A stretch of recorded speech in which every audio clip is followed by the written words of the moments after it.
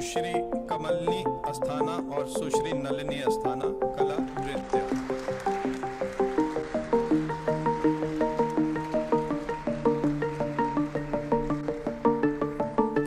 सुश्री कमलिनी अस्थाना।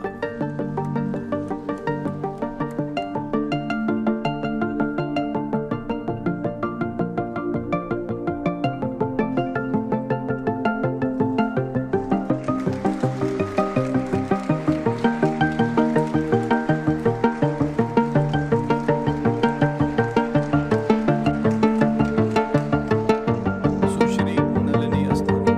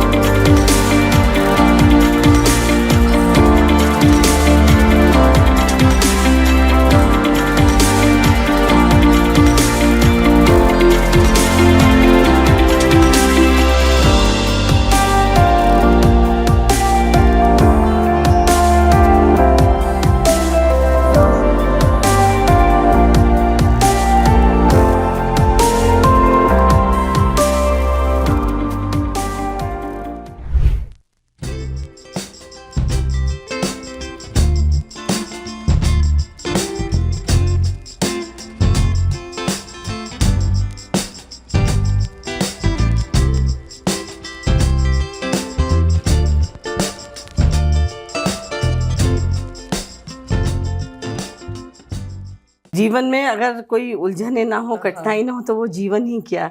जब किसी एक कठिनाई से हम उबरते हैं तो एक अलग ही आनंद होता है। जब आपके सामने आदर्श के रूप में कोई ऐसी चीज़ आ जाती है जो मार्गदर्शन करने लायक होती है, तो रास्ता खुद ही बनता जाता है। कि भारतीय सभ्यता, भारतीय संस्कृति और भारत की मिट्टी में वो बात है, लेकिन समय के अनुसार, परिवर्तन के अनुसार लोग सामने की चीज़ देख के आनंद लेते हैं, अपने को भूल चुके हैं।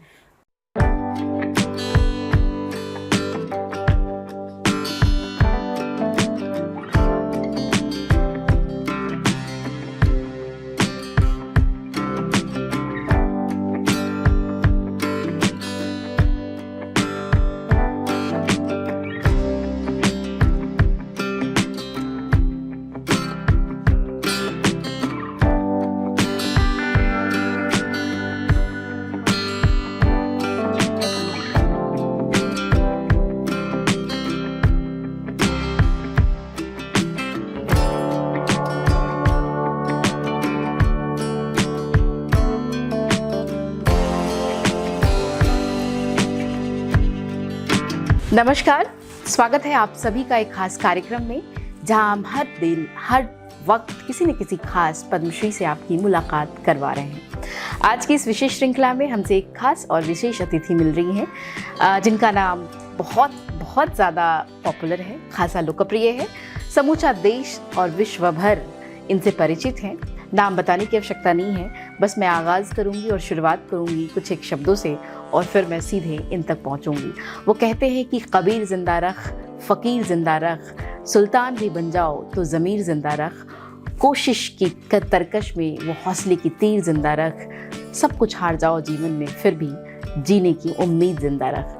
जी हाँ, तो हम बातचीत कर रहे हैं दो युगल कथक नृत्यांगना बहनों से, जिन्हें हाल में ही पद्मश्री का अवार्ड मिला है, सुश्री नलिनी जी और कमलिनी जी। नमस्कार। आज स्वागत है हमारे इस कार्यक्रम में, और आज मुद्दतों बाद बड़ी मुश्किल से ये वक्त मिला है कि हम इनसे खुल के बातचीत कर सकें। इनकी नृत्य की चर्चा कर सकें और नृत्य की उपलब्धियों को आप तक पहुंचा सकें। तो आज की इस खास बातचीत में हम एक विशेष अतिथि से मिल रहे हैं, युगल कथक अतिथि, जो कि जिन्होंने न केवल विश्व में एक रिकॉर्ड कायम किया है बल्कि अपनी नृत्य कला से दुनिया को चौंकाया है।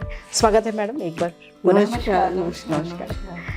तो सबसे पहला सवाल, आपको मिला है पद्मश्री नृत्य के लिए, आपने इतने सारे देश विदेश का भ्रमण किया है, नृत्य किया है, बहुत सारी आपने पौराणिक कथानक के ऊपर भी नृत्य किया है, मैंने सुना है आपने शिव तांडव को लेकर और तमाम ऐसी चीज़ें हैं जिनके आख्यानों को लेकर आपने नृत्य किया है।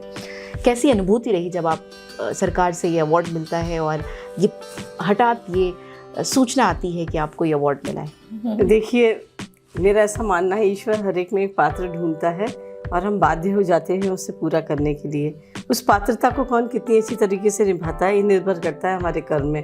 तो उसी कर्म में हम अग्रसर थे और कोई दूसरा करे तो ठीक है, लेकिन अपने खुद ही देश में, जिसे अपने कहते हैं, तो देश की तो माटी भी सर आँखों पर, तो जब अवार्ड मिलता है तो उसका तो एक दूसरा ही आनंद आता है। और जो अपने मिलने वाले लोग हैं, जो अपने चाहने वाले लोग हैं, जो हमारे हम सफ़र रहे हैं, उसमें सबसे पहले कमलनी जी और हम लोग, तो दोनों को हर चीज़ साथ साथ हुई, अवार्ड भी साथ हुआ, तो अति प्रसन्नता हुई जी। पिछले 30-40 वर्षों का ये सफ़र रहा है, साथ साथ ये सफ़र चलता रहा है। कितना उतार चढ़ाव आया इस सफ़र में जब आप दोनों बहनों ने एक छुटपन से एक नृत्य को करियर के तौर पे अपनाया और यहाँ तक पहुँचे जहाँ देश विदेश में आपका नाम है, एक अच्छी पहचान है? कैसा उतार चढ़ाव महसूस करती रही कि आप इस दौरान, कैसा लगा? क्या कुछ समस्या आई, क्या संघर्ष आया? देखिए, जीवन में अगर कोई उलझने ना हो, कठिनाई ना हो, तो वो जीवन ही क्या। जब किसी एक कठिनाई से हम उबरते हैं तो एक अलग ही आनंद होता है, और उस आनंद की जब अनुभूति होती है तो एक अनुभव हमारे साथ जुड़ जाता है। तो मेरा ऐसा मानना है कि भाग्य और बुद्धि दोनों का एक सामंजस्य, जैसा आपका भाग्य होता है वैसी आपकी बुद्धि हो जाती है। तो हमें इसकी जितनी कठिनाइयाँ आई, उसको कठिनाइयों का इसलिए आभास नहीं हुआ, उससे आनंदित होते गए। हमें लगा कि ये क्योंकि आप हमेशा नलिनी एक बात कहती है ना कि हम लोगों ने पगडंडी बना के चले हैं, हम बने बनाए रास्ते में नहीं चले, हम चल के एक रास्ता बनाया, आपने खुद उस पे लोग चलने लगे। और कोई भी ऐसा क्षेत्र नहीं है जिसमें आप कुछ कार्य करना चाहें उसमें कठिनाई ना आए, लेकिन उन कठिनाइयों को पार करके जो एक आनंद मिलता है, उसकी जो एक अनुभूति होती है, वो आपके एक अनुभव में जुड़ जाती है, और संघर्ष के जीवन का एक आनंद ही दूसरा है। तो मुझे तो नहीं लगता कोई ऐसी कठिनाई आई, लेकिन आई भी तो हमने उसे समझा ही नहीं ना, समझा ही नहीं। जैसे लोग, क्योंकि कला को एक साधना का टैग मिला है, तो जब आप कोई भी चीज़ साधना के तहत करते हैं तो उसमें सब उतार चढ़ाव आते हैं। आपको ऐसा तो मिलेगा नहीं that you are born with silver spoon and you are given everything served on your plate. You have to work hard, क्योंकि ये एब्स्ट्रैक्ट आर्ट है, और एब्स्ट्रैक्ट आर्ट को जब आप साधते हैं, जिसे नलिनी जी आप हमेशा कहती हैं, निराकार को आकार देके साकार करना। तो जब हम इस तरह की कोई चीज़ करते हैं तो एक, जिसे कहते हैं, आत्मसाध होना पड़ता है। आत्मसाध होने के लिए बहुत सारे चरण होते हैं। जैसे हम लोगों को एक कठिन नहीं, आनंद भी आप बाहर का चाहते हैं, आंतरिक चाहते हैं। जैसे आपने बहुत अभ्यास किया तो आपको आंतरिक आनंद की तो अनुभूति पूर्णतः मिल गई, लेकिन आप बाहर गए तो आपके पास जाने के लिए साधन नहीं है, बहुत दूर तक पैदल चले। सोच रहे थे शायद कोई हमारे पास गाड़ी होती तो बहुत आनंद आ जाता, नहीं, लेकिन वो चलने ने आपके पाँव को एक और अभ्यस्त कर दिया। तो कहीं ना कहीं कोई ना कोई जो कमी होती है वो जीवन में एक आपको वो सीख देकर जाती है। हाँ, सीख देखी जाती है और एक आपको और सुदृढ़ करती है। बिल्कुल, बड़ा ही आह्लादित करने वाला क्षण है। हम न केवल दो युगल जोड़ियों से मिल रहे हैं, बल्कि उन लोगों से भी बातचीत कर रहे हैं शायद, और संभवतः भारत के इतिहास की ये पहली ऐसी घटना है जब दो सगी बहनों को, सहोदर बहनों को पद्मश्री का अवार्ड एक साथ मिला हो और एक ही कला के क्षेत्र में मिला हो। मुझे लगता है ये बहुत बड़ा सम्मान है। देश ने इनको इतना प्यार दिया है, समूचा राष्ट्र इन पे न्यौछावर है। जब मैं देख रही थी कि जब इनको सम्मान मिल रहा था, लोग कितना प्यार लौटा रहे थे। आज भी ये लगातार व्यस्त रहती हैं, देश दुनिया में तमाम जगहों पे इनके परफॉर्मेंस चलते रहते हैं। नलिनी जी और कमलिनी जी, दोनों से आपसे प्रश्न ये है कि आप जो कि विज्ञान की छात्रा रही हैं, मेरे ख्याल से आप मेडिसिन हम दोनों ही कैसे ये जुड़ाव हुआ? मतलब अचानक कथक में या नृत्य की तरफ रुझान कैसे हुआ? क्या मम्मी पापा प्रेरक बने? देखिए हम दोनों साइंस स्टूडेंट्स तो थे ही, और एक दिमाग में ऐसी मानसिकता थी उस समय की आर्ट्स है वो साइंस से छोटा है, और वही सोच के हम एक जोश में सोचते थे now we are science student. लेकिन उसके साथ एक और बात थी मेरी कि मैं स्पोर्ट्स चैम्पियन थी, मैं फास्ट रनर थी, और एथलेटिक्स मेरा विषय था, और जोनल चैम्पियन में सदैव रही, और 6 years I was national champion. Basketball खेलती थी और थ्रो बॉल खेलती थी, लेकिन मैं कभी भी सेकंड नहीं आई। तो सबको लगता था मेरा भविष्य इसी और है। जब मैं ट्रैक में खड़ी होती थी और जब एनुअल डे होता था, जितनी शील्ड ट्रॉफी होती, मुझे लगता था ये मेरे पास आनी चाहिए, और मेरे साथ आती थी। ऐसा पूरा संकल्प था और मन में एक दृढ़ निश्चय था। सबको लगता था हमारा स्पोर्ट्स में, और जब मैं फर्स्ट आती थी, सेकंड आती थी, अब किसी भी इवेंट होता था, एग्जीबिशन, डिबेट, इसमें फर्स्ट आ गई तो मैं सेकंड आ गई, मतलब हम दोनों जने आपस में एक लगे रहते थे, और पूरी गाड़ी भर के आती थी हमारी ट्रॉफी से। पर मुझे जहाँ तक मालूम है शायद आपका जन्म आगरा में हुआ, पिताजी फौज में थे। हाँ, हम दोनों का जन्म आगरा में, बहुत सी चीजें एक साथ हुई हमारी। और फिर दिल्ली आना हुआ, और एक छोटे से शहर में, चूंकि आगरा एक छोटा सा शहर था उन दिनों भी और आज भी, अब तो चूंकि काफ़ी तब्दीलियाँ आ गई हैं, उस दौर में क्या कुछ स्थितियाँ ऐसी थी कि जो नृत्य की ओर प्रेरित करती रही आपको? हाँ, नहीं, वहाँ हम कभी नहीं रहे, मतलब जन्म हुआ, हम छोटे शायद 1 साल 2 साल के थे तो अभी यहाँ आ गए। मैं वो आपको वो बता रही थी, हमारा गुरुजी से जब सानिध्य हुआ तो मुझे ऐसा नहीं लगा कि मैं कभी कलाकार बनूंगी, क्योंकि मम्मी का संगीत में रुचि थी, वो गाती थी, तो उनके मन में भाव था कि मेरी दोनों बेटियां हैं वो नृत्यांगना बने। और मुझे अच्छी तरीके से याद है कि एक बार बचपन में मम्मी बताती थी, इनके शायद 2 साल की होगी, पाँव में फ्रैक्चर हो गया था, तो सबसे पहले वो नर्स से पूछी ये नाच सकेगी या नहीं। अरे तो वो डॉक्टर, मतलब मम्मी ने पहले ही प्लान कर लिया था, उनकी प्लानिंग थी, और it was such a nice blend. पापा की राष्ट्रीयता, देश को समर्पण, एक फौजी का जोश होता है, देश को न्यौछावर, और माँ की जो संगीतमय सोच और एक संस्कार में माहौल, दोनों ने हमें इतना मतलब अच्छा जीवन दिया और प्रेरित किया। पूरा देश को, समाज को समर्पित भाव हमारा हमेशा रहा। और फिर आप कहें किसी भी सफ़र में जब हम सफ़र अच्छा होता है तो हमको एक ईश्वर ने एक और कृपा करी, हम एक दूसरे के पूरक रहे। फिर थोड़ा बहुत जो जिसे कहा है श्रेय गुरु जितेंद्र महाराज जी को भी जाता है, हमारे गुरु जी को, कि उन्होंने हम दोनों को युगल नृत्य कितना शने शने बांध दिया, क्योंकि उस टाइम पे युगल नृत्यांगनाओं का इतना चलन नहीं था। तो बल्कि अभी भी नहीं है। नहीं, उन्होंने सोचा कि दोनों में इतना प्यार है तो क्यों ना इनको एक साथ गढ़ दिया जाए, जिससे कि नृत्य के परिवेश में ये लोग एक साथ हो जाएंगे, तो युगल नृत्य। और लोगों ने भी पसंद किया। और सबसे बड़ी बात ये है कि अगर आप 2 लोग हैं और अलग अलग नृत्य कर रहे हैं तो उतना ही डबल समय लगता है, और एक साथ बन जाते हैं तो आपको उतने ही समय में पूर्ण शक्ति के साथ, सामंजस्य के साथ जो आप प्रेजेंट करते हैं, तो लोगों ने उसे सराहना शुरू किया। और एक्यूरेसी, जिस तरह से accuracy, perfection, coordination, people say that's a synonyms of Nalini का मुरली। दर्शकों मैं बताते चलूँ कि इतना सारा प्यार, इतना स्नेह है इन दोनों बहनों के बीच में कि संभवतः ऐसा कोई वाक्य नज़र नहीं आता कि दोनों के बीच कभी कोई ईर्ष्या रही हो या कंपटीशन रहा हो। जब भी कंपटीशन रहा हो, हेल्दी कंपटीशन रहा, दोनों एक दूसरे को सराहती रही हैं, प्यार करती रही हैं और एक दूसरे का मार्ग प्रशस्त करती रही हैं। बड़ा अद्भुत संयोग है कि हमारे देश में ऐसी नृत्यांगनाएँ भी हैं, ऐसी नृत्यांगना बहनें भी हैं जो समूचे विश्व के लिए एक सिरमौर बन रही हैं। लेकिन सवाल ये है कि जिस समाज से, जिस सोसाइटी से और जहाँ जिस तरह की अपब्रिंगिंग से मैं और आप आते हैं जी, तो वो दौर, और हम तब की बात करें जब 60 का दशक, 70 का दशक चल रहा हो या 80 का दशक चल रहा हो, उस दौर में महिलाओं का आगे आना और नृत्य को स्वीकारना, ये एक बहुत बड़ी बात थी। और ख़ासतौर से परिवार को उसके लिए सहयोग देना और मार्गदर्शन करना, ये भी एक बड़ी अद्भुत बात थी।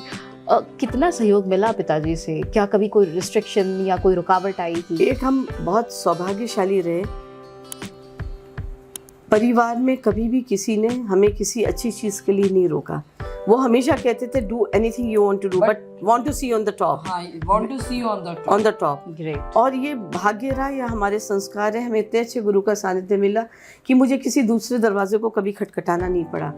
और उससे जिसे कहते हैं ना, एक दिशा दिख जाए, या एक ऐसा अद्वितीय चीज, जैसे सूर्य प्रकाशमय होता है तो सारे बल्ब बुझ जाते हैं। लेकिन जब वो अस्त होता है या अपनी यात्रा को आगे को निकलता है तो हज़ारों बल्ब भी जला लीजिए तो वो प्रकाश नहीं मिलता।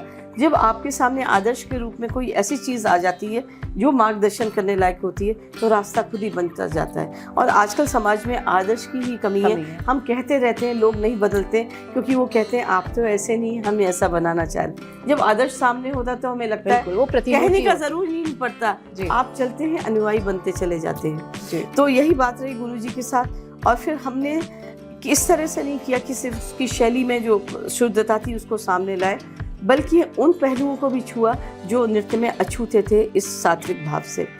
हमने जितने भी मेरे समय के कुंभ नहीं है कमलनी, जितने भी कुंभ हुए उसमें हमने नृत्य किया, अखाड़ों में नृत्य किया। हम लोगों का जो गुरुजी ने कंसीव किया था pre Mughal style of dancing को, उसको हमने एप्रोप्रिएट जगह पे to serve before the people those who say they are the custodian of our सब टेम्पल्स में, सब हाँ मैंने में, बिल्कुल चाहे वो कैलाश मानसरोवर से लेके 2003 में कैलाश मानसरोवर 12 ज्योतिर्लिंग में नृत्य किया, लगभग सारी शक्तिपीठ में किया, सभी ज्योतिर्लिंगों में क्या। तिरुपति बालाजी में 2-3 बार हम लोगों ने नृत्य किया है। और कुंभ में हमने सिंहस्त्र में जब राजमाता सिंधिया जी थी तो जो हमने पहला परफॉर्म किया था अखाड़ों में करना शुरू किया। अखाड़ों में आपको वो दर्शक मिलते हैं जो भक्तजन भी हैं, इसकी मर्मज्ञता को भी जानते हैं और इसको एक्सेप्ट करें। क्योंकि आप कई बार कहते हैं ना, जो नृत्य और संगीत के जो दूसरे पहलू को, जब धार्मिक पहलू उसको एक्सेप्ट नहीं करते तो लगता है ना समाज की उस सात्विकता से पृथक है। लेकिन वो एक ही आंचल में आ जाएं और लोग उसको साधु समाज भी उसी सात्विकता से देखे, ये सोच रही। और हमने उसके लिए गुरुजी ने एक, जिसे कहते हैं अभियान चलाया, एक अभियान चलाया, एक सांस्कृतिक आंदोलन की तरह था कि इसको मठ मठाधीशों के बीच में, और उसको ये बताना कि ये कितने उच्च कोटि की शैली है तो आध्यात्मिक, इसकी आध्यात्मिक ऊर्जा अध्यात्म से जोड़ा को स्थापित किया। और इसमें बहुत से, इसीलिए जब मैंने सिंहस्त्र में वहाँ नृत्य किया था, दैट वाज कुंभ, सिंहस्त्र कुंभ उज्जैन में, जब मुझे बोलने के लिए सभी जो लोग अपने महामंडलेश्वर जी बैठे थे, उन्होंने आखिरी दिन बोला, नृत्य के बारे में बोला, सर आया तो राजमाता जी ने कहा तुम गुरुजी ने मुझसे कहा तुम बोलो। इतने बड़े बड़े लोगों को जो चांदी के सिंहासन में बैठे हैं, जिन लोगों को लोग असिस्ट कर रहे हैं, मैं कहाँ बोलूँ उन तक पहुँचने। पर उनको मैंने देखा ये आध्यात्मिक तौर से तो बहुत प्रबल लग रहे हैं, लेकिन शारीरिक तौर से कहीं पे भी योगी आभा नहीं दिख रही है। और जो योग कर रहे थे शारीरिक तरह से, उसमें कहीं से आध्यात्मिक ऊर्जा नहीं दिख रही। मैंने नटराज की बड़ी मूर्ति की तरफ देखा और हमारे गुरुजी थे और नृत्यकार और भी थे। मैंने कहा इसमें दोनों चीज़ें, अध्यात्म भी है और शारीरिक भी। तो मैंने नाम दिया नृत्य संपूर्ण योग। क्या बात, और एक नई विधा आपने उसको। हाँ, और इसी में मुझे सीनियर फेलोशिप मिली थी भारत सरकार से। नृत्य संपूर्ण क्यों, आध्यात्मिक भी है और शारीरिक भी है, सिर्फ शारीरिक योग नहीं है और सिर्फ आध्यात्मिक नहीं है। तो जब अध्यात्म से निराकार को आकार देके साकार करते हैं किसी भी चीज़ को, और उसका जो आकार आपके सामने, जैसे आप कोई रागिनी गा रही हैं तो भैरवी का कोई रूप नहीं है, लेकिन उस भैरवी को आप साकार करने की कोशिश करते हैं। वो जो निराकार में आकार देते हैं उससे लोग प्रभावित होते हैं, रस की उत्पत्ति होती है और वो आनंदित होते हैं। नृत्य की यही भाषा है जो आप अपनी साधना से दूसरों को लाभान्वित कर सकते हैं। दर्शकों, तो हम बातचीत कर रहे हैं 2 कथक की सरताज बहनों से, जिन्होंने न सिर्फ कथक को नया आयाम दिया, नई शैली दी, बल्कि उसे शीर्ष ऊंचाइयों तक भी पहुंचाया। हम बातचीत कर रहे हैं नलिनी जी से, कमलिनी जी से, जिन्होंने कथक को एक नया आयाम दिया है, साथ साथ इसे एक आध्यात्मिक रूप भी दिया है। जैसा कि ये अभी कह रही थी कि उन्होंने उसको आध्यात्म से, पौराणिक कथानकों से जोड़ा है और अलग अलग स्थानों पे उनका नृत्य प्रदर्शन किया है। ये बहुत अद्भुत है और बहुत रोचक है। हमने अपने देश में बहुत सारे नृत्य देखे हैं, शास्त्रीय नृत्यों की हम बातचीत करते रहे हैं, लेकिन कथक भी हमने देखा, बट इस तरह की शैली का जिस तरह की शैली का ये प्रदर्शन करती है वो बहुत अद्भुत और बहुत अलहदा है। दर्शकों, ये भी बताते चलूँ कि नलिनी जी एक बहुत अच्छी कवित्री भी हैं, शायरा भी हैं। तो कुछ एक बात और उनसे अनुरोध करूँगी कि भाई कुछ एक चीज़ें अपनी पीस ऑफ राइटिंग और पीस ऑफ क्रिएशन आप तक पहुँचाए, ताकि मैंने आपसे बोला ना, जिस राह में चलते हैं हमको कहीं कोई ना कोई ऐसी अलौकिक चीज़ मिल जाती है जो हम अपने अंदर समा लेते हैं। और मैं प्रभु की बहुत कृतज्ञ हूँ कि उसने हमको जो भी चीज़ दी है वो उचित समय में अनुकूल दी है। और संघर्ष से भी कुछ ना कुछ उपजता है। जैसे मैंने आपसे कहा, हमारा सीतामढ़ी में कार्यक्रम था और उसके लिए हरिऔध जी की वैदेही वनवास, उस पर आधारित मैं कुछ नृत्य नाटिका लिख रही थी। तो उसमें मुझे कुछ और ऐड करना चाहिए जो नृत्य के हिसाब से हो। तो मैं लक्षचंडी महायज्ञ से ग्वालियर से आ रही थी और ट्रेन लेट हो गई क्योंकि मालगाड़ी ट्रेन पटरी पे उलट गई, तो उससे और ट्रेनों का आना जाना बंद हुआ। तो राजमाता जी बोली चलो थोड़े महल पे चलते हैं। सुबह और रात का समय भोर का मिल रहा था, तो मेरे मन में आया कि कुछ लिख ही दूँ। तो देखिए कितना अच्छा शब्द है, मुझे बहुत प्रिय है। जी जी। उसमें वैदेही वनवास में उत्तर साकेत के उसमें है, जब लव और कुश युद्ध कर रहे हैं लक्ष्मण जी के साथ। सीता मैया को दोनों पक्ष पता है कि ये मेरे पति का पक्ष है, ये मेरे पुत्र का पक्ष है, और उनको लक्ष्मण बंदी बना के ले जाते हैं कुछ को। तो जब लव अकेले आते हैं तो वो पूछने वाली होती है वो कहाँ है। तो तब कहते माँ मैं आज्ञा लेने आया हूँ। कहते किस बात की? कहते वो उन्हें बंदी बना के ले गए हैं। सीता मैया दोनों पक्ष को जानती हैं। तो देखिए कितना अच्छा लिखा है। कहती है किसके विरुद्ध किसको आशीष, किसकी अकुशलता की चाह करूं, ये कैसी कठिन परीक्षा प्रभु। प्रभु अपने राम जी को, अपने पति को, किसके विरुद्ध किसको आशीष, किसकी अकुशलता की चाह करूं, ये कैसी कठिन परीक्षा प्रभु। मैं गोद भरूं या मांग भरूं, क्या बात। मैं राहु बनूं या केतु बनूं, एक ही शरीर के दोनों हिस्से हैं। मैं राहु बनूं या केतु बनूं, ममता रोधूं या प्रीत दलूं, पद भ्रष्ट बनूं पद नष्ट करूं, मैं भस्म मिलूं या भस्म बनूं, मैं भस्म मिलूं। तो क्या है होता है, आप किसी क्षेत्र में काम करना चलते हैं, फिर यहाँ से करने के बाद मेरा मन मुड़ा कि नारी के ऊपर जिन्होंने लिखा है वो बहुत अच्छा उसमें होना चाहिए। फिर यशोधरा कमलनी जी बोली, यशोधरा कंपोज करते हुए बहुत गया में कार्यक्रम करना था और बच्चों की बहुत सारी अच्छी फौज थी हमारे पास। तो उसमें हमने राहुल के साथ सखा कैसे लिए जाए। वो 2002 या 3 की बात है, जब अटल बिहारी वाजपेयी जी प्रधानमंत्री थे, तो एक बड़ा स्तूप का एक उद्घाटन किया था। वो पहला राजगीर महोत्सव, और उसी के साथ बहुत महोत्सव था। तो उसके लिए स्पेशल था, करना था। और मैं वहाँ से ऐसे निकल रही थी, सबने बोला ये पीपल के पेड़ का जो पत्ता है वो बहुत कई $, हम जा रहे थे। मैंने कहा अरे कैसे, मेरे पास एक पत्ता है वो मेरे पास अभी भी है, उसे रखा। उसके बाद मैंने जाके, वो कहते हैं आशीर्वाद होता है। और इतना अच्छा लिखा उनका, मैथिली शरण गुप्त जी का लिखा हुआ, लिखने का वो चाव। देखिए कितना अच्छा है कि कहाँ वो कहती है सखी वो मुझसे कह के, वो तो कितना मशहूर हुआ है, कह के जाते हो। उसके बाद वो कहती हैं जल में शतदल तुल्य सरसते, उसके लिए याद कर स्मरण कर रही हैं महात्मा सिद्धार्थ जी का। जल में शतदल तुल्य सरसते, तुम घर रहते हम ना तरसते, देखो 2 मेघ बरसते, मैं प्यासी की प्यासी, आ भी जाओ अब आ भी जाओ, ओ बनवासी ओ बनवासी। ये बातें, ये शब्द मुझे बहुत टच किए।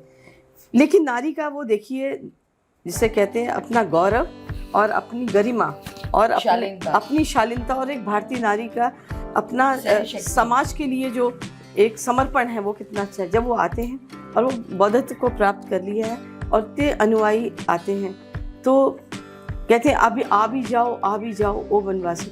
जब वो आते हैं तो देखती हैं वो इतने लोग हैं, मैं सिर्फ उनके मार्ग क्यों।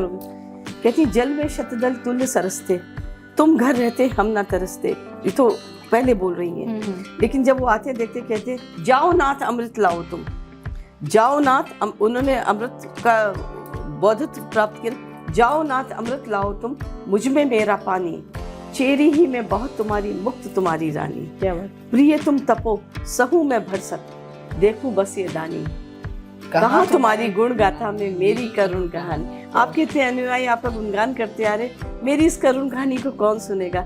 वो बात ने मुझे बहुत अंदर तक छू लिया। और फिर हमने उस भारतीय नारी का हर पहलू, हर पक्ष में देखिए, और लिखा कितना अच्छा है। और बहुत उनके अंदर जिसे कहते हैं तपने की क्षमता है और संघर्ष। उसको वो लोग संघर्ष करती है। एक बहुत अच्छी बात कि इन्होंने 18,000 फीट की ऊंचाई पर जाकर, यानी कैलाश मानसरोवर पर और उसके परिसर में जाकर इन्होंने नृत्य का प्रदर्शन किया, कथक का प्रदर्शन किया। वो लम्हा कैसा रहा? आप कुछ बता रही थी कि आपने कुछ बहुत अद्भुत महसूस किया वहाँ जाकर, वो कैसा था, आप बताएं जरा। ये 2003 की बात है। हमें नेपाल में महाराजा के यहाँ पे कार्यक्रम करना था, तो मैं इस बात से प्रसन्न थी क्योंकि मैं पशुपतिनाथ 12 ज्योतिर्लिंग में नृत्य करने के बाद पशुपतिनाथ जी में नृत्य करना चाह रही थी। तो एक VVIP यात्रा जा रही थी। चिदानंद मुनि जी ने हमसे कहा चलिए, तो हमें बहुत अच्छा लगा कि हम वहाँ पे जा रहे हैं। और जब हम वहाँ गए, और उस समय क्या था, मेरा हीमोग्लोबिन बहुत कम था, तो सब लोग बोलते थे कि 3 लोग जा रहे हो गुरुजी, मैं और कमलनी, आप 2 वापस आओगे। पर देखिए आध्यात्मिक ऊर्जा क्या है, जो ईश्वर जिससे जो चाहता है वो करवा लेता है। तो हम लोग गए नेपाल में, हमने वहाँ नृत्य किया, पशुपतिनाथ मंदिर में भी किया, महाराजा के यहाँ पे भी किया, बागमती नदी में पूजा प्रारंभ करी, और हमारे साथ महामंडलेश्वर संत लोग थे। और इतना आनंद रहा, लोग कहते हैं कि वहाँ जाने के लिए ये लेना पड़ता है, ना हमने पैंट पहनी ना कुछ करा, अपनी उसी पोशाक में रहे, शुद्ध शाकाहारी खाना, संतों का सानिध्य और इतनी अच्छी वातावरण। अद्भुत। क्या होता है जब यात्रा में हम जाते हैं तो उसका एक महत्व ये होता है कि सारे रास्ते हम वही स्मरण करते रहते हैं। और जितने समय हम रहे, नियर अबाउट 28 दिन की वो यात्रा थी, क्योंकि हम लंबे रास्ते से गए थे। और पोटाला पैलेस होते हुए गए थे, हमने पोटाला पैलेस में भी नृत्य किया, स्वामी दलाई लामा जी के जो पैलेस है। तो क्या था, आप उस स्मरण में उतने समय तक लगातार नाचते रहे, उतने दिनों तक, और हमें कोई भी प्रॉब्लम नहीं हुई। ऐसा लगा कि जैसे एक कमरे से दूसरे कमरे में जाने वाला हो। और आनंद ये रहा जब हम वहाँ मानसरोवर के किनारे पहुँचे और वहाँ पे कैंप्स लगे, हम वहाँ पे ठहरे। तो गुरु पूर्णिमा का दिन था। गुरु पूर्णिमा के दिन यज्ञ करने के बाद सब लोग बैठे साधु संत, हम लोगों ने गुरु स्तुति करी, और उसमें नृत्य करने के बाद फिर हम अष्टपद पे गए। अष्टपद पे जाके हमने शिव तांडव और शिव स्तुति करी, 1.5 घंटे के करीब नाचा, हमें पता ही नहीं चला। आपने वहाँ गुरु को समर्पित एक हाँ, एक बात अच्छा लिखा, वो मानसरोवर का किनारा था और गुरु लोग थे। क्या बात है, क्या अद्भुत संयोग। गुरु देखिए मेरी ना एक सोच अलग रहती है, जैसे लोग मंदिर में जाके पैसे चढ़ाते हैं, फूल चढ़ाते हैं, मैंने आज तक मंदिर में पैसे नहीं चढ़ाए। मैं नृत्य से नृत्यांजलि देती हूँ, क्या बात, भावांजलि देती हूँ, और ये बोल के आती हूँ, मेरी ऐसी इच्छा मैं दोबारा यहाँ हूँ और आपके समक्ष नृत्य करूँ। मैं उसका कुछ धन की उपेक्षा नहीं करती हूँ। तो ऐसे ही जब उनके सामने गए तो इतना अच्छा किनारा था, मैंने उनको क्या चीज़ अर्जित करूँ पुष्पांजलि के रूप में गुरु के समय। सब लोग, क्या होता है आजकल के, आप आधुनिक समय की बात देखिए, लोग भूल जाते हैं गुरु का महत्व या गुरु का दिया हुआ। तो कहते हैं बेवफा ना कहे बावफा को ज़माना। गुरु बहुत बावफा होता है, अपनी वफा मतलब ईमानदारी। वफा में सबसे बड़ी चीज़ होती है प्यार में ईमानदारी जी। बेवफा ना कहे बावफा को ज़माना, तराश कर तुमको मंदिर में बैठा दिया हमारे लिए, शिष्यों के लिए। और ठोकरों से मुलाकात थी तुम्हारी ए पत्थरों, सजदे में तुम्हारे आगे सरों को झुका दिया। क्या बात। तो गुरु कलाकार वो एक ऐसा व्यक्ति है, वो ऐसा प्रतिनिधित्व करता है ईश्वर का। वो पत्थर को भी मूर्ति का इतना अच्छा आकार देता है कि वो जो ठोकर खाने वाले पत्थर हैं वो भी पूजनीय हो जाते हैं। क्या बात। तो ये सारे गुरु को समर्पित ही आपने याद दिलाया। बहुत सुंदर, बहुत सुंदर। बातचीत कर रहे हैं कथक नृत्य की सरताज, कथक की साक्षात देवियों से, और रूबरू करा रहे हैं आपसे, जिन्हें हाल में ही बहुत सारा सम्मान मिला है। सिर्फ पद्मश्री ही क्यों, देश दुनिया से जुड़े हुए तमाम अवार्ड, सम्मान और प्रशस्ति पत्र इनके खाते में जुड़ा हुआ है। पिताजी प्रेरक रहे, माताजी भी प्रेरणा स्रोत बनी रही हैं, और आज भी उनका आशीर्वाद इनके साथ बना हुआ है। कमलनी जी कहते हैं कि जो ये नृत्य है, शास्त्रीय नृत्य, हमारे भारत की जो एक थाती है, ये गौरवमयी थाती है, ये कल्चर, एक हमारी कल्चर की ये संपदा है, सांस्कृतिक संपदा है। ये कहते हैं भाव का और भंगिमाओं का ये योग होता है, ये जो नृत्य है। तो क्या मैं ये अपेक्षा करूं कि आप हमारे दर्शकों को कुछ भंगिमाएं दिखाएं और बैठे बैठे और उन तक ये बताएं कि आप कुछ कहना चाह रहे हो या कुछ संदेश देना चाह रहे हो उन भंगिमाओं के जरिए। ठीक है। तो और मैं आपसे भी अपेक्षा करूंगी इनके बाद आप नहीं, हम लोग या तो साथ करें जी। नहीं, अभी ऐसे चलो थोड़ा सा एक जगह की वो गुंजाइश कम है ना। हाँ, तो आप तो मैं कृष्ण का बता दूं पहले, फिर शिव का बताती हूँ। बाल कृष्ण का स्वरूप है जी, और वो उनके चलना और उनका वर्णन है उस एक कवित्व के माध्यम से। तो जी लसत लसत, हाँ, लसत लसत प्रभु लसत कदम तले, छोटी सी लकुटेली ये बैन बजैया, चलत चलत चाल चलत रवंगी, झलक झलक कान कुंडल सोहिया, या छब देख ब्रज भावनी की, गोपाल जी की न्यूरी न्यूरी कर लेत बलैया, गंदनी गंदनी बाजत मृदंगम, तब ताल देत राधिका नाचत कन्हैया, कन्हैया कन्हैया कन्हैया आ कन्हैया, आ कन्हैया कन्हैया कन्हैया, आ कन्हैया कन्हैया कन्हैया, आ कन्हैया। क्या बात, बहुत सुंदर, बहुत सुंदर। ये है मतलब ये बाल कृष्ण जो ठुमकते हुए चल रहे हैं। लसत लसत प्रभु लसत कदम के तले, छोटी सी लकुटेली है, छोटी सी लकुटेली। ये काव्य का समावेश है, जी, नृत्य जी, काव्य है, ये नृत्य नाटिका एक तरह से, नृत्य काव्य नृत्य काव्य नाटिका जी, इसको कवित कहते हैं। कवित कहते हैं, उसमें पुरोया हुआ होता है। पुरोया हुआ, आप बहुत बड़े बड़े छंद हैं हम लोगों के जी। वर्णन करते हुए। एक हम लोग गुरु जी का ही जी लिखा हुआ है, कविता है शिव जी के ऊपर। जी लोग अक्सर नृत्य करते हैं। तिर तिर तिर तगन नगन छत्रपति जगतपति देवपति महादेव, तिर तिर तिर तगन नगन गिन्नड़ांग दिग्गदान मुंडमाल चंद्रभाल शोभिते, धायगुदुम धायगुदुम धायगुदुम धायगुदुम धा, डिमिक डिमिक डमरू बजत, विघ्न दुख दूर करत, तिर तिर तिर तनन मुनिजन सब करत ध्यान, हर हर हर महादेव, मुनिजन सब करत ध्यान, हर हर हर महादेव, मुनिजन सब करत ध्यान, हर हर हर महादेव दा। क्या बात, क्या बात। तो ये नृत्य के साथ गायन शैली भी है, इसमें साथ साथ चलती है? मैं थोड़ा इस पे जानना चाहती हूँ। काव्य में लयबद्ध होता है, उसे कवित कहते हैं, इसके बहुत सारे चरण हैं अलग अलग, तो ये कवित है। कोई बंदिश कर रहे हैं, जो हम ये नृत्य करते हैं वो ध्रुपद अंग में है, चंद्रमणि ललाट भोला भसा मंगरी, एक बंदिश है 12 मात्रा में, उसके बीच में ये कवित है। जैसे कृपा समुद्रम सुमुखम त्रिनेत्रम, ये तो श्लोक उसमें उसको अलंकरण किया है, उसके बीच में ये सब कवित होते हैं। कवित से शिव जी का वर्णन है। फिर तख्तुन तख्तुन तख्तुन बोल, ये तो इसमें नृत्य बोल है। अच्छा, इसमें नेत्रों की भी भंगिमाएं काम करती हैं? हाँ, वो तो संपूर्ण है। मैं चाहूंगी आप जरा नेत्र की कुछ भंगिमाएं दिखाएं, सिर्फ आंखों से कुछ कहना। नृत्य और नाट्य तीनों का समावेश एक प्रस्तुति के अंदर। नहीं, मैं नहीं, कमले उसके लिए ना लय का जैसे अगर हमने बोला ना थे इथे, मैं एक तिहाई बताती हूँ, थे इथे इथे ई, थे इथे इथे ई, थे इथे इथे, तो उसमें जो हमारे अंग उपांग और प्रत्यांग होते हैं, तो अंग तो ये हो गया, उपांग ये हो गया, प्रत्यांग ये माइन्यूट चीजें हैं। तो अगर हम उसको बोला जैसे आईब्रो से, थे इथे इथे ई, थे इथे इथे ई, थे इथे थे। क्या बात, बहुत सुंदर। नलिनी मैम और कमलिनी मैम, आपने देश विदेश में काफ़ी भ्रमण किया है, मैनचेस्टर यूनिवर्सिटी से लेकर ऑक्सफोर्ड तक, हर जगह बड़े बड़े कैम्ब्रिज और बड़े बड़े विश्वविद्यालयों में इनके परफॉर्मेंसेज हुए हैं। ऐसी कौन सी चीज़ है जो भारतीय संस्कृति को आत्मसात करने के लिए लगातार आपको प्रेरित करती रही? आप इतनी सुदूर देशों की यात्राएं करके भी आई, बट भारत फिर भी आपका प्यारा भारत बना रहा, कैसे? सही बात कह रही है। जिसे कहते हैं ना, जिसने गौमुख का जल पी लिया हो तो उसको आप आरओ का पानी पिलाएंगे तो उसको स्वाद नहीं आएगा।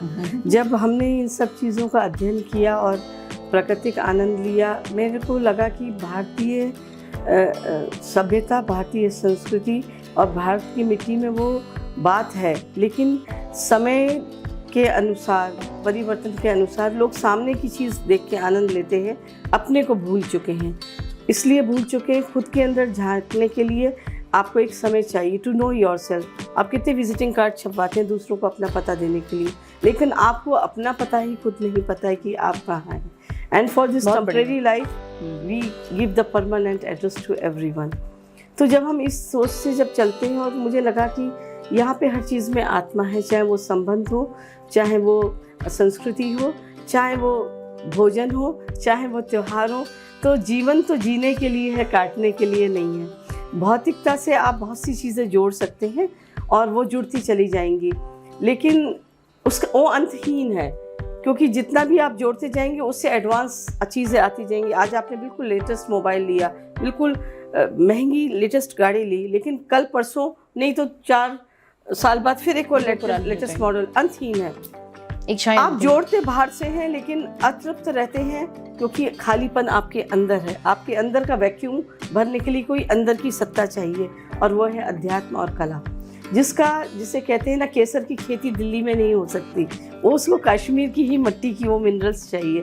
ऐसी किसी क्रिएटिविटी के लिए, किसी आनंद को भोगने के लिए मुझे लगा भारतीय ज़मीन ज़्यादा जो उर्वरा हमारी है वो ज़्यादा उपजाऊ है, जो हमारी सोच को, हमारे समझ को और हमारे इस फसल को उगा सके, और उसकी फसल की लहराती हुई उस आभा को देख सके, और उसका जिसे कहते हैं ना स्वाद भी उसको दो, जिसको आनंद, जो आनंद ले सके उसके स्वाद का। तो घूम के जिसे कहते हैं ना, मेरो मन कहाँ अनंत कहाँ सुख पावे, जो जहाज को पंछी उड़ जहाज पुनः जहाज को आवे। तो वही एक बात रही, हम सब जगह जाते रहे लेकिन आनंद यहीं रहा। कितनी अच्छी बात है कि हम संस्कारों की बात कर रहे हैं, मूल्यों की बात कर रहे हैं और अपनी परंपरा की बात कर रहे हैं। अस्थाना बहनों ने कमाल किया है इस देश पे, कथक को लेकर, अपने संस्कारों को लेकर, अपने मूल्यों को लेकर, जिस तरह से इन्होंने इन दोनों बहनों ने उसको मूल्यों को संरक्षित किया है और नृत्य के जरिए आगे बढ़ा रही है। निसंदेह ये आने वाली पीढ़ी के लिए एक बहुत ही नज़ीर का काम करेंगी। 1500 से भी ज़्यादा, मेरे ख्याल से 30-40 दशकों का, मेरे ख्याल से 3-4 दशकों का ये सफ़र जो आपका चल रहा है, पिछले 30-40 साल से ये नृत्य की जो यात्रा चल रही है वो बिना थके बिना रुके चल रही है लगातार। हजारों छात्रों को इन्होंने प्रशिक्षित किया है, और मेरे ख्याल से एक उड़ान प्रोजेक्ट भी है जिस पे आप कुछ काम कर रही हैं। आप वो हमारा संस्कार भारती है, उसका एक शाखा है। तो उसमें हम लोग जितने भी छात्र हैं, कॉलेज गोइंग यूथ हैं, उसको हम लोग फिर पुनः संस्कृति से जोड़ने का जो प्रयास है, उस पर अभी 5 वर्ष हो गए हैं। इसमें 2 साल कोरोना की वजह से खराब हो गए, तो हम लोगों ने हर वर्टिकल्स को टच किया है। Music, dance, photography, creative writing, theatre, नुक्कड़ नाटक, एवरीथिंग उसमें क्या होता है। और हमारा थीम यही होता है, patriotic themes and also everything related to indigenous values. और अभी क्योंकि आज़ादी का अमृत महोत्सव चल रहा है, तो अभी भी हम लोगों ने उसके लिए वर्कशॉप्स करे। सारे कॉलेजेस के जितने भी स्टूडेंट्स होते हैं उनके साथ हम लोग लेक्चर डिमॉन्स्ट्रेशन करते हैं, वहाँ से टैलेंट लेके उनको फिर शोकेस करते हैं। आज की बातचीत में हमने एक बहुत अच्छी चीज़ सीखी है कि खास होते हुए भी आम कैसे रहा जाए। इन बहनों ने सिखाया, इस देश दुनिया को बताया है कि चाहे तमाम प्रशस्तियाँ मिल जाएं, आप बहुत ऊंचाइयों तक पहुंच जाए, बावजूद इसके अगर आपका हृदय बहुत साफ है, स्वच्छ है और आप मौलिक जड़ों से जुड़े हुए हैं, तो निसंदेह आपकी जो शीर्षता है वो कभी कम नहीं होगी, आपकी ऊँचाई कभी कम नहीं होगी। और हमें इनसे सीखना चाहिए कि इतने खास होते हुए भी ये बहुत आम है। बहुत सारी बातचीत हुई और इन सारी बातचीत में हमने खुल के तमाम सवालों को भी लिया। जी हाँ, तो बातचीत करते करते हम आप पहुंचे हैं रैपिड राउंड क्वेश्चंस की तरफ, जहां आप हल्के फुल्के अंदाज में कुछ एक सवाल लेंगे और उन सवालों के जवाब देंगे। तो हम शुरू करते हैं रैपिड राउंड क्वेश्चंस। जरूर। आपकी प्रिय पुस्तक? मेरी प्रिय पुस्तक मुझे रामायण बहुत अच्छी है। आपकी? मुझे सब पंचतंत्र कथाएं बहुत पसंद आई है। आपके पसंदीदा हीरो? अभिनेता में मुझे संजीव कुमार बहुत अच्छे। मुझे भी। क्या बात है। पसंदीदा अभिनेत्री? पसंदीदा अभिनेत्री मुझे मीना कुमारी बहुत अच्छी। मुझे माला सिन्हा। क्या बात है, आप दिखती भी है थोड़ी थोड़ी। आपका प्रिय स्थान जिसने बहुत आकर्षित किया हो? प्रिय स्थान मेरा हमेशा कोई भी पर्वतीय स्थान हो तो मुझे बहुत अच्छा लगता है। मुझे बद्रीनाथ, केदारनाथ बहुत पसंद है, और समुद्र के किनारे में मुझे महाबलीपुरम क्या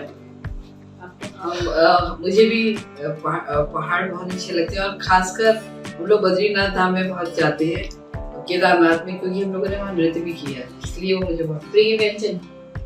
प्रिय व्यंजन जो मैं अपने हाथ से बनाऊं, और उसमें खासकर मेरे दही बल्ले बहुत अच्छे होते हैं। और मुझे वो जो ये बनाती है वो सब पसंद है, लेकिन मुझे भिंडी बहुत पसंद। क्या बात है। प्रिय रंग? प्रिय रंग मुझे वैसे सफेद बहुत अच्छा लगता है, लेकिन समय अनुसार कोई भी हल्का शेड हो, हल्का गुलाबी भी बहुत पसंद है। क्या बात है। वो आपने पहन के रखा। मुझे आसमानी रंग बहुत पसंद है। क्या बात है। आपकी प्रिय रंग भी है साथ साथ। बहुत अच्छा लगा आज बातचीत का ये सिलसिला, जिसमें हमने एक बहुत खास शैली से जुड़े हुए, कथक नृत्य से जुड़े 2 बंधुओं से आपकी बातचीत करवाई। पद्मश्री अवॉर्डी हैं, बहुत सारा सम्मान, बहुत सारा प्यार मिल रहा है और उम्मीद करते हैं कि भविष्य में भी इतना ही प्यार, इतना ही सम्मान और इतना ही अद्भुत सहयोग मिलता रहे। फिर मिलेंगे किसी और कड़ी में, किसी और पद्मश्री के साथ, किसी नए साक्षात्कार के साथ। तब तक विदा दीजिए और आप कुछ पंक्तियां जोड़ना चाहें जाते जाते तो जोड़ दें। साथ तुम्हारा तो लम्हों का पता ना चला, वक्त जो गुजरा गुजरता चला। क्या